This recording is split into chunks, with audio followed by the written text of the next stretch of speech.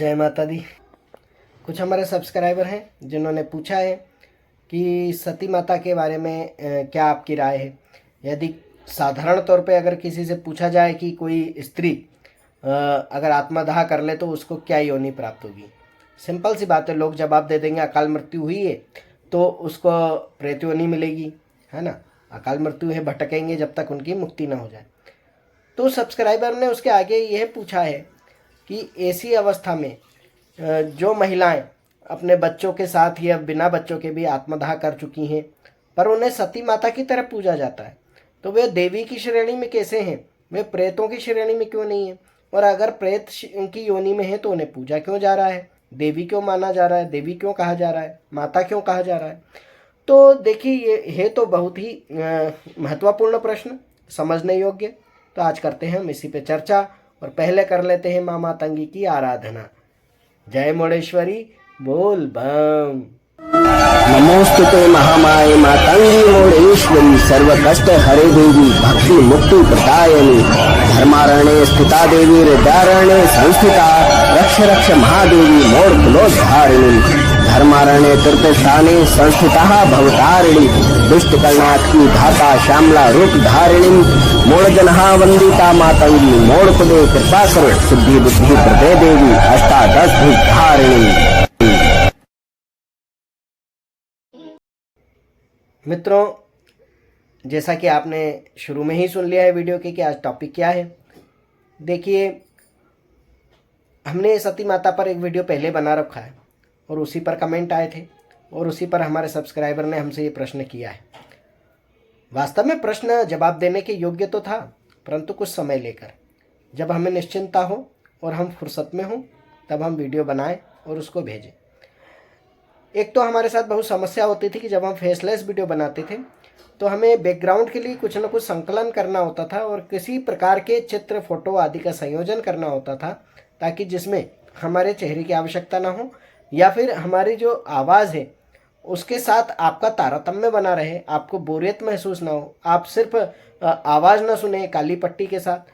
तो आपको देखने के लिए, भगवत और भगवती के दर्शन करने के लिए हमें चित्रों का संकलन जुटाना पड़ता था, उन्हें एडिट करना होता था, क्योंकि YouTube भी लगातार एक जैसी ही रील को नहीं देखने देता है, उस पर भी वो रीयूज कंटेंट का क्लेम कर देता है और इस प्रकार से चैनल के जो मोनेटाइजेशन होते हैं वो खतरे में आ जाते हैं। और हम नहीं चाहते थे कि इतने प्रयास से, इतनी मेहनत से जो हम ये वीडियोस बनाते हैं और लोगों तक पहुंचाते हैं, क्या वे दोबारा संभव है कि किसी नए चैनल को बना के किया जा सके। इसीलिए हमने समय लेकर के वीडियो बनाना उचित समझा और हम चाहते हैं कि जो वीडियो बन रहे हैं वो आप तक पहुँचे, सही जानकारी के साथ पहुँचे, अनुभव के आधार पर जो जानकारियाँ प्राप्त हुई हैं उसके आधार पर पहुँचे और आप संतुष्ट हों।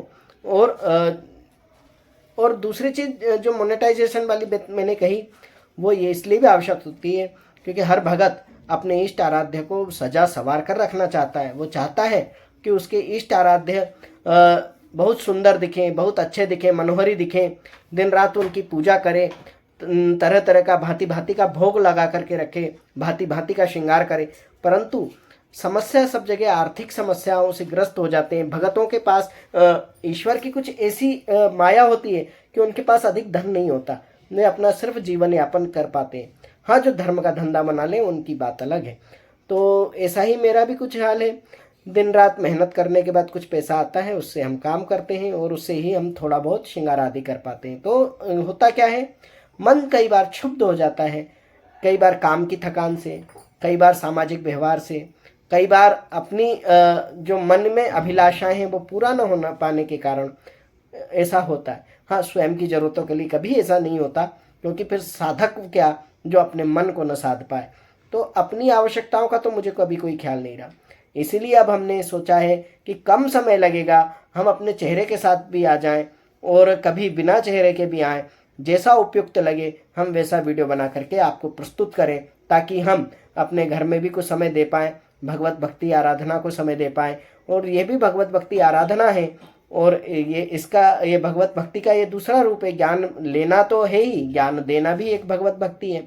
तो हम इस माध्यम से भी भगवत भक्ति करना चाहते हैं और हम चाहते हैं कि ईश्वर से हम जुड़ाव बना रहे, और जो अन्य लोग हैं उनके मन का अगर समस्याओं का समाधान हो, उनकी शंकाओं का समाधान हो, और वो भी ईश्वर की प्राप्ति के मार्ग पर आगे बढ़े, सुलभ गति से बढ़े, तो बहुत ही अच्छा होगा। तो जैसा कि मैंने कहा कि हमने पहले वीडियो बना रखा है सती माता के ऊपर, उसमें विस्तार पूर्वक बताया गया है। और मैं ये नहीं कहता हूँ कि बहुत अच्छी प्रथा थी, ये बहुत कुछ अच्छा था, लेकिन समय के अनुसार सब बदलता है। लेकिन जिस समय में ये होता था उस समय तो होता ही था। तो देखिए, जो कि हमारे सब्सक्राइबर का प्रश्न था वो ये था कि जब कोई स्त्री आत्मदाह कर लेती है, या वो अपने बच्चे के साथ कर लेती हो, या स्वयं अकेली कर लेती हो, सखी सहेलियों के साथ करती हो, किसी भी प्रकार से जब वो आत्मदाह कर लेती है, तब क्या उसको किस योनि में जाना चाहिए। देखिए, नॉर्मल तौर पे जब ये प्रश्न पूछा गया था तो हमारा उत्तर भी यही था कि आत्मदाह करने वाले प्रेत योनि में जाते हैं। उसका कारण ये है कि ईश्वर ने ये जीवन आपको जीने के लिए दिया है, नेक काम करने के लिए दिया है, ये मरने के लिए नहीं दिया है। परंतु जब इस प्रश्न का अगला प्रश्न उन्होंने किया कि फिर ऐसे स्त्रियों को सती माता कह करके क्यों पूजते हैं, तब हमें लगा कि इसका जवाब देना चाहिए, और वो हम दे रहे हैं। देखिए, होता ये है कि आत्मदाह किस उद्देश्य से किया गया है, इस बात पर निर्भर करता है। माता सती ने भी आत्मदाह किया था, और उनका जगह जगह शक्तिपीठ बनाए, वे क्यों नहीं प्रेत योनि में गई? उन्होंने भी तो मनुष्य शरीर धारण किया था। माना कि वे पराशक्ति हैं, परंतु मनुष्य शरीर धारण करने के कारण मनुष्यता की लगाम सभी के ऊपर लग जाती है, और एक मनुष्यता का बंधन सभी के ऊपर लगता है, और वे पृथ्वी के मृत्यु लोक के नियमों को मानने के लिए बाध्य हो जाते हैं। कारण यही है कि उनका उद्देश्य था अपना पति व्रत धर्म का पालन, अपनी पुत्री व्रत धर्म का पालन। पति आज्ञा न मानने के का जो क्षोभ उनके मन में था, उसके कारण उन्होंने उस देह को अनुपयुक्त जान करके आत्मदाह किया था। तो वहाँ उद्देश्य ये नहीं था कि वे घर परिवार की समस्याओं से तंग आकर उन्होंने आत्महत्या कर ली। वहाँ ये उद्देश्य नहीं था कि तुमने मुझे मोबाइल के लिए पैसे नहीं दिए तो मैं फांसी लगा लूँ, मैं मर जाऊँ, मैं जल जाऊँ, तुमने मुझे 100 रुपये नहीं दिए, मेरी पसंद की साड़ी नहीं लेने दी, इस तरह के तो नहीं थे। या ऐसा तो नहीं था आप किसी से कर्जा ले लिया और फांसी लगा के मर गए, जहर खा के मर गए, आत्महत्या कर ली, अपने आप को जला दिया। ऐसा भी नहीं था कि आपने घर के बाहर किसी स्त्री को रख रखा और घर की स्त्री को पता चल जाए, तब झगड़ा क्लेश होने पर आप ये सब कर रहे हैं। नहीं, उद्देश्य महत्वपूर्ण होता है कि व्यक्ति की उस समय मनोदशा क्या थी। तो देखिए, जिस प्रकार माता सती की जो दशा थी, उस प्रकार भारतवर्ष में प्राचीन महिलाओं के अंदर ये दशा रही है कि वे जो है अपने सत्य को अपनी सत्य निष्ठा को साबित करने के लिए जब उन्होंने इस तरह के कर्म किए, अपने शरीर को अनुपयुक्त मान करके इस प्रकार का कर्म किया है, वो दुनिया से संसार से भागने के लिए नहीं किया है। इसीलिए वे पूजनीय हो गए हैं, क्योंकि उनके भाव पूजनीय थे, उनके आदर्श पूजनीय थे। सभी देवताओं ने उनकी पूजा आराधना इसीलिए की थी कि वे अपने पति के लिए अपने पिता से लड़ गई, भिड़ गई, और जब 2 पार्टों में पिसी, क्योंकि अब वे वापस पति के पास नहीं जाना चाहती थी, क्योंकि पति ने तो मना किया था कि नहीं जाना है। तो उन्हें अपने आप में पश्चाताप हो रहा था कि मैंने क्या कर दिया है, तो उन्होंने आत्मदाह कर दिया। तो वे पूजनीय है, संसार भर में पूजनीय है।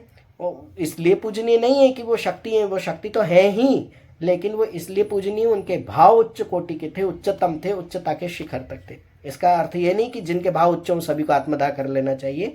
ये तो प्रारब्ध की बात है, जिसके प्रारब्ध में जो लिखा हो उसके अनुसार वे कर्म करते हैं, और उस कर्मों को करते समय हमें 10 बार सोच लेना चाहिए।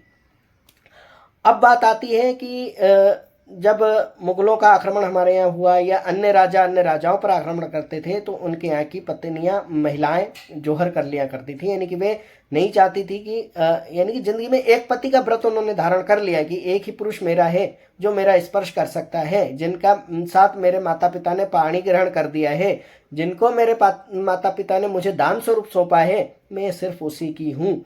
तो इस भाव के कारण वे आत्मदाह कर लेती थी, ना कि इस भाव के कारण कि आपने एक राज्य किसी और रानी को दे दिया है, ये एक गांव किसी और रानी को दे दिया है, या कोई महल किसी को दे दिया है इसलिए मैं मर रही हूँ। नहीं, ये भाव की प्रधानता देखी जाती है, इसीलिए उनका जो है सतीत्व को प्रधानता दी गई है। अब बात आती है पूजने की। तो देखिए, जो मैंने दोनों में भाव के अंतर बताए, दोनों प्रकार की आत्महत्याओं में या आत्मदाह में, दोनों प्रकार के सती हो जाने में, तो उसमें प्रेत योनि उनकी कही गई है कि जिनके भाव निकृष्ट थे, निम्न कोटि के थे, वे निम्न दशा में जाएंगे, और जिनके भाव उच्च कोटि के थे वे उच्च दशा में जाएंगे।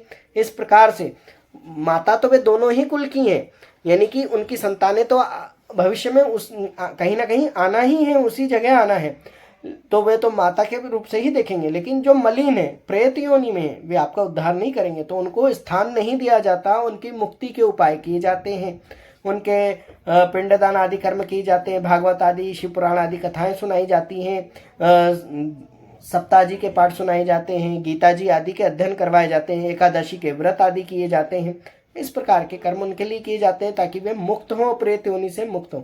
लेकिन जो सतीत्व को ग्रहण करके गई हैं उन्हें माता के रूप में पूजा जाता है, और उनके त्याग और बलिदान को याद करने के लिए पूजा जाता है। यह कारण है। अब कहीं न कहीं अज्ञानतावश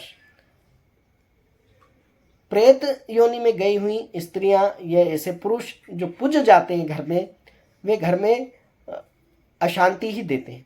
क्यों देते हैं?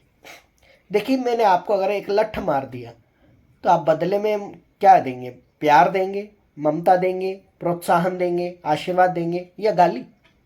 बस यही तर्क वहाँ सिद्ध होता है कि जो स्वयं कष्ट पा रहे हैं वे आपको कष्ट ही देंगे, जो शांति में जी रहे हैं, भगवत भक्ति में जी रहे हैं, जो हर जगह आने जाने में सक्षम हैं, समर्थ हैं, जो स्वयं शांति को प्राप्त करने के लिए उद्धत हैं, प्रेरित हैं, वे शांति प्रदान करेंगे।